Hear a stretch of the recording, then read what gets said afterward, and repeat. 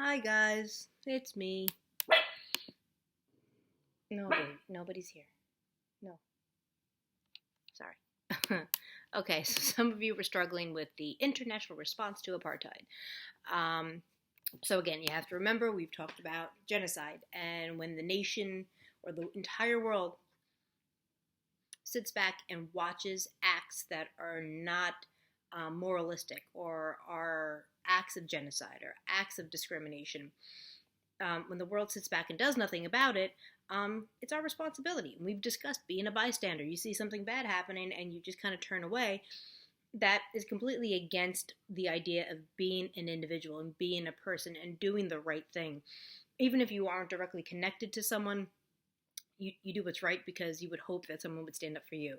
So in this section or in this packet, it gives you a chart. So it goes 1952, United Nations team to watch the progress of apartheid. Now that's the one I already did on the video. So if you see 1952, the South African policy of apartheid was again discussed, and the United Nations set up a task team to keep watch on progress of apartheid.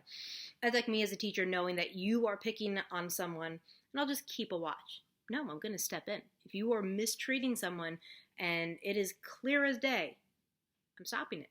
I'm going to get involved. So for me personally, I think that's a huge fail. That United Nations was like trying to say something just to act like they were going to stop it, but nothing was really going to happen.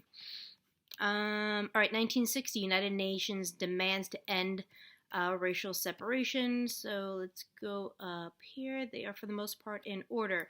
United Nations conservative stance on apartheid changed following the Sharpeville massacre, when South African police opened fire on a crowd, killing 70 people. The United Nations demanded an end to racial separation and discrimination. Ooh, I demand my kids pick up their room, and if I showed you their room right now, it's a disaster. What are you doing to show that if the acts continue, that repercussions will follow? Demanding? Great. That's not really showing much. Again, I'm going to go with a fail on that one. Let's go back down. I'm going back and forth. I have nothing printed. All right, 1962, United Nations request that all members sever all political and financial ties with South Africa. So now we're getting a little bit better. So let's go. All right,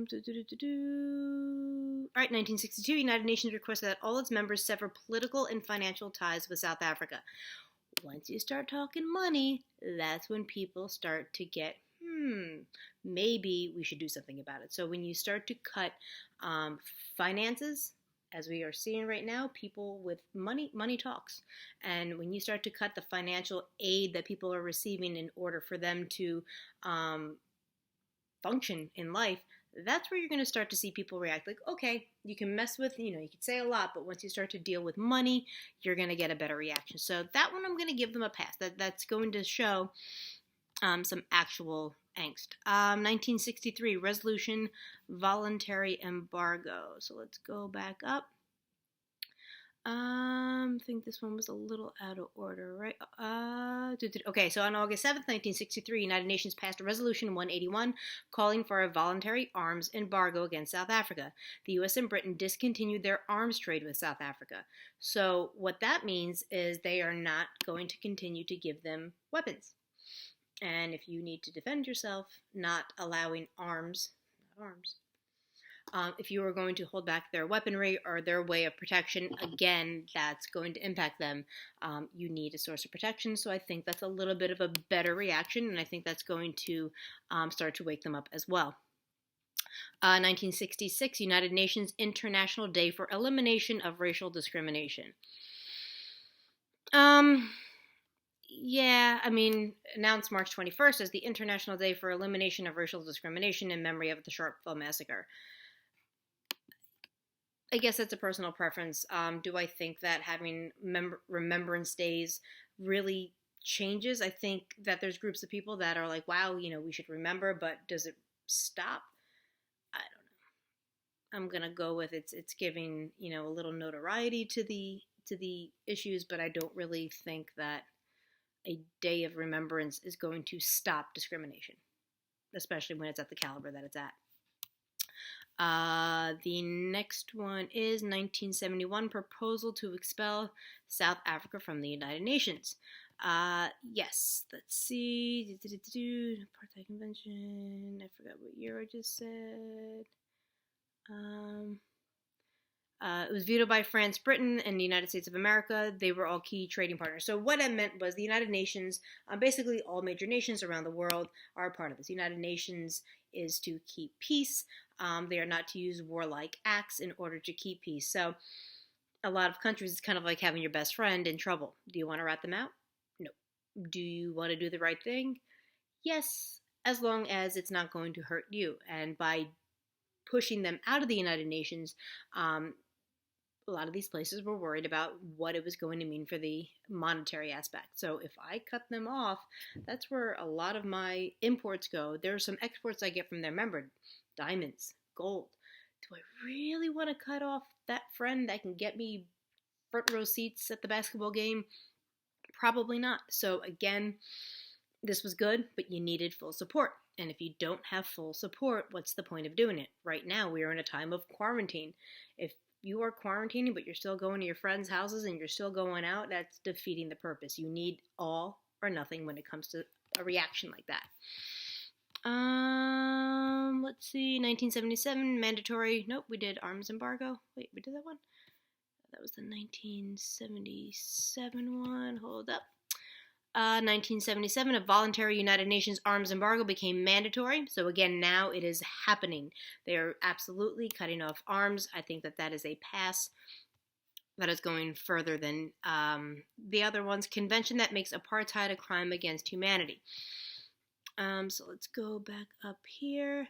Apartheid Convention, which defines what apartheid is and even qualifies it as a crime against humanity. Now let's think back. We just had genocide. 1940s.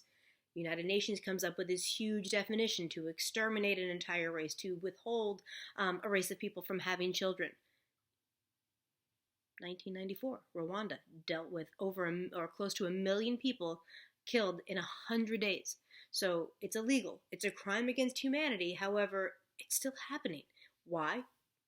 Why is it still happening? So again, defining it, making it illegal, great. Murder's illegal.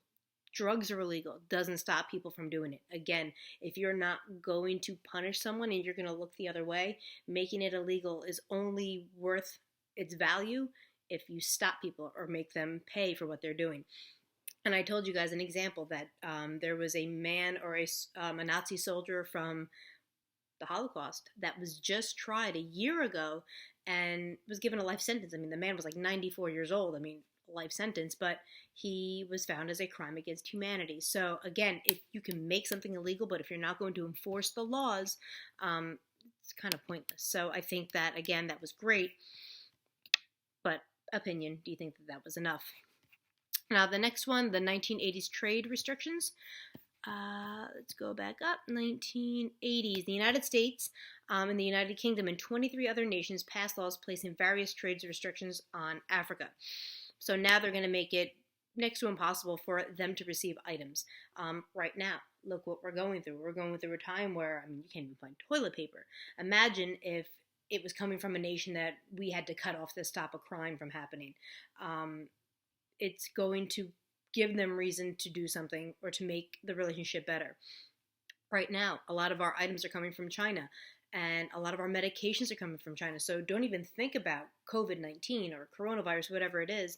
If you are someone that is requiring medication for another ailment, you can't get it now, because if it comes from China and now the entire world is shut down, it causes a problem. So these are things that are forcing you to come up with a solution, or you're going to want to make it better because of what it means to you and your people. So cutting off the trade completely, I think, was a very good move. And then the last one, banning of South Africa from the Olympic Games. Now this is something that we can kind of compare to what we're going through right now. So it says the South African Sports Association approached the International Olympic Committee in 1962, calling for South Africa's expulsion from the Olympics. South Africa, a warning stating that if there were no changes in their laws, they would be banned from the 1964 Olympics.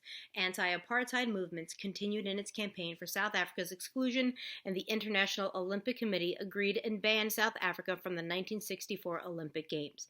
South Africa then selected a multiracial team for the next Games, and the IOC once again extended an invitation to South Africa to partake in the Games. Hitting sports, look what we're going through right now. No Major League Baseball, no basketball, no hockey. The Olympics that are probably supposed to happen, not going to happen. I don't even know if it's been reported on yet. That is life-changing. Not even thinking about professional level. Think of like a high school senior right now. This was their last year to be eligible for sports, and that is gone right now. They may not have a season. The season may be done. If we are out for another 3 weeks or 5 weeks or just 2 weeks, that is a crucial part of their season.